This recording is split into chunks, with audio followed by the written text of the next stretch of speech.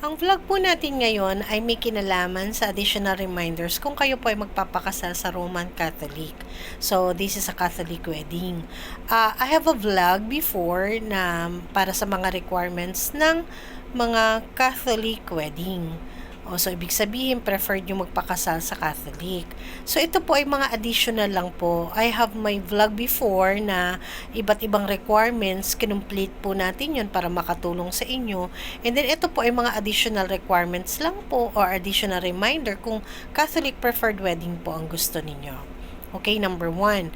May nagtanong sa akin kung pwede po bang magpakasal sa Catholic when it's a Sunday date. So, ibig sabihin, ang preferred date niya ay linggo.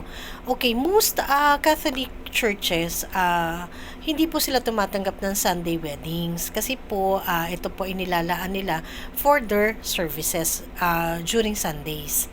So, yun po yung sagot ko dun sa tanong ninyo. Pangalawa, pwede po ba yung priest magkasal sa akin sa outside church? So, ibig sabihin, pwedeng garden sa bahay namin, o beach, o whatever na preferred ng bride or at ni groom.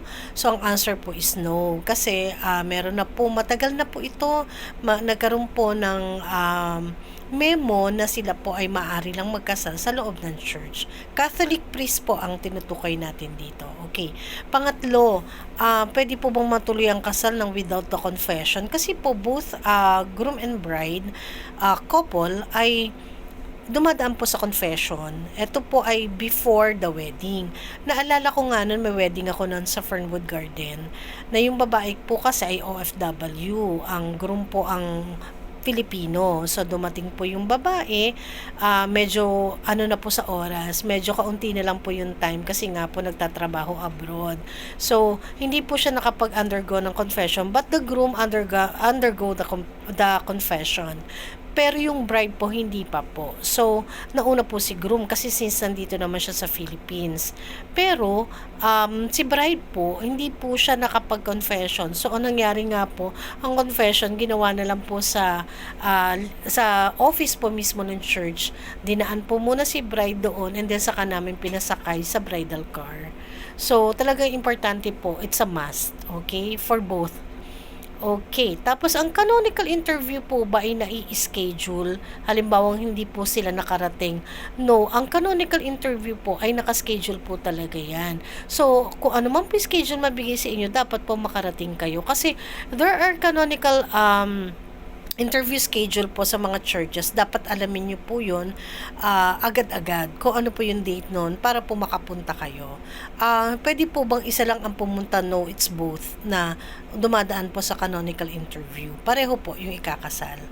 Okay, next po natin na reminder doon, ayaw ng simbahan na meron kaming outsider florist kasi meron na daw silang in-house. Okay, sa akin naman, medyo igalang na lang natin yung part na yun kasi sometimes they do have in-house florists para po maingatan yung mga gamit sa churches. So, pabayaan na lang po natin sila on that rule kasi to protect the church premises at saka yung mga gamit po sa loob.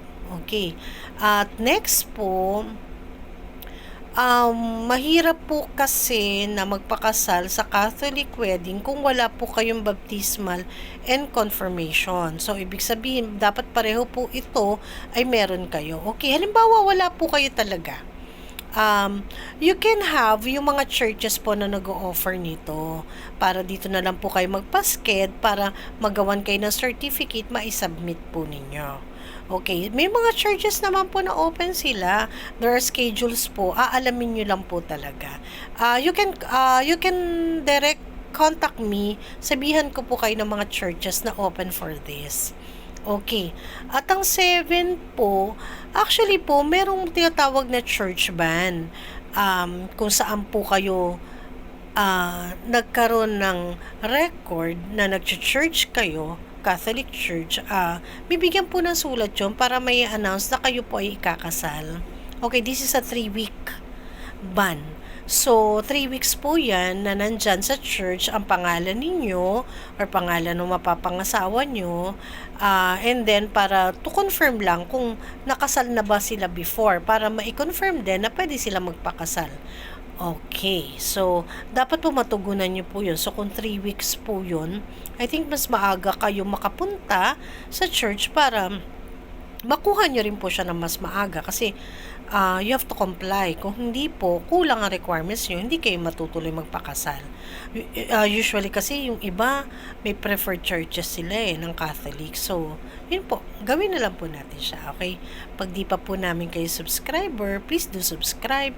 Comment lang po kayo, sasagot po kami. And please, like and share para marami po tayong matulungan. And hit the bell button pag gusto nyo pa po ng ating mga tips and tutorials for the weddings and other events. Salamat po!